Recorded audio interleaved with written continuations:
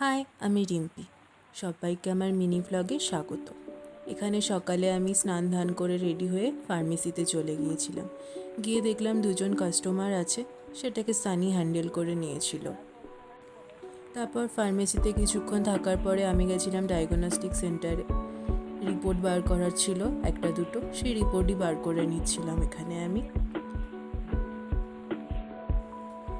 আমি রিপোর্টটা রেডি করে নিচ্ছিলাম, কারণ শুনছিলাম রিপোর্টটা নিতে আসবে কিছুক্ষণ বাদেই পেশেন্ট, তো রিপোর্টটা রেডি করে রাখাটাই ভালো। এখানে আমি আর অনু কিছুক্ষণ গল্প করছিলাম। তারপরে আর একটা পেশেন্ট এসেছিল, তারই এবার বিলটা রেডি করব আমি। তো বিলটা রেডি করছিলাম। তো বিল রেডি করার সময় কিছু প্রবলেম হচ্ছিল, সেটাই আমাকে অনু দেখিয়ে দিচ্ছিল।